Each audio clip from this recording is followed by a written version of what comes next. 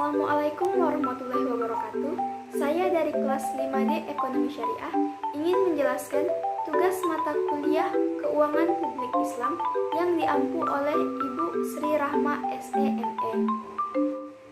Di sini saya mewakili kelompok 2 yang beranggotakan saya sendiri, Hanifah Alizati, Nora Rahmayani, Hani Musyayadah, Mila Hayati, Fadilah, Pia Ulia Safitri, Dimas Prayoga, dan Arif Mustafa. Saya ingin menjelaskan PowerPoint kelompok kami yang berjudul Peran dan Fungsi Pemerintah dalam Ekonomi Islam.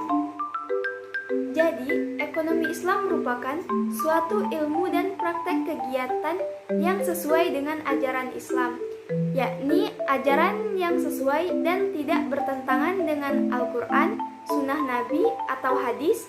Dengan esensi tujuan ekonomi Islam adalah mewujudkan kebahagiaan dan kesejahteraan manusia di dunia dan di akhirat.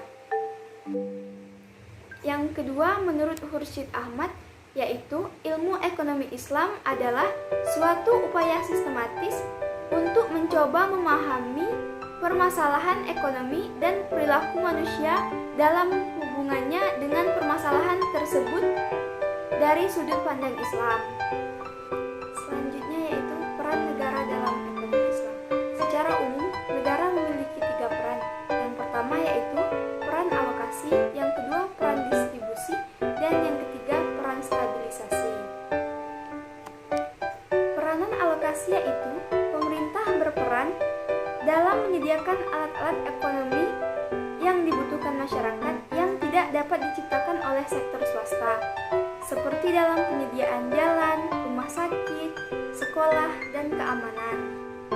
Yang kedua, peranan distribusi, yaitu pemerintah berperan mendistribusikan pendapatan dan kekayaan negara demi mensejahterakan masyarakat. Oleh karena itu, pemerintah membuat kebijakan-kebijakan agar alokasi sumber daya ekonomi dapat tersalurkan secara merata, antara lain melalui perpajakan, subsidi, pengentasan kemiskinan, bantuan pendidikan, bantuan kesehatan, dan bantuan pembangunan daerah. Melalui kebijakan tersebut, pemerintah dapat menjalankan fungsinya dalam mendistribusikan kekayaan atau pendapatan demi kesejahteraan masyarakat. Yang ketiga yaitu peranan stabilisasi. Peran pemerintah dalam menjaga stabilitas ekonomi dapat dilakukan dengan cara menjaga agar permasalahan ekonomi tidak merembet ke sektor lain dan mengendalikan inflasi melalui kebijakan yang dibuat. Misalnya, pada persaingan tidak sempurna, di mana pasar dikuasai oleh satu atau beberapa perusahaan, yang menyebabkan penentuan harga barang sepenuhnya dikendalikan oleh perusahaan monopoli. Sehingga pemerintah melakukan beberapa upaya seperti pengendalian harga dan pengenaan pajak. Dengan pengendalian harga maksimum pada pasar persaingan sempurna, monopoli akan beroperasi pada tingkat harga dan output yang sama, sehingga terjadi efisiensi alokasi sumber daya karena harga yang terbentuk mencerminkan nilai marginnya. Selanjutnya yaitu peran negara yang berkaitan dengan implementasi moralitas Islam dalam politik ekonomi Islam.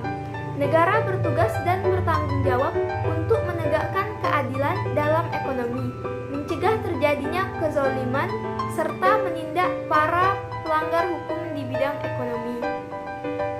Materi yang terakhir yaitu fungsi negara dalam perkembangan ekonomi Islam.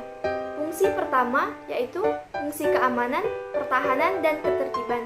Termasuk dalam fungsi ini adalah fungsi perlindungan terhadap kehidupan, hak milik, dan hak-hak lainnya sesuai dengan yang diatur dalam perundang-undangan. Yang kedua, fungsi kesejahteraan atau welfare function, termasuk di dalamnya social service dan social welfare. Yang jelas seluruh kegiatan yang ditujukan untuk terwujudnya kesejahteraan masyarakat serta keadilan sosial bagi seluruh rakyat Indonesia.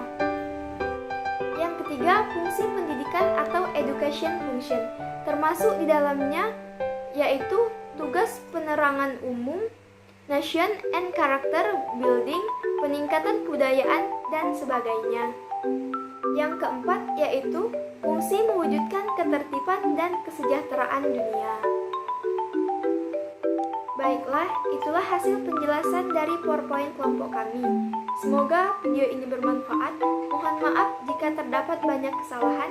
Sekali lagi saya ucapkan terima kasih dan wassalamualaikum warahmatullahi wabarakatuh.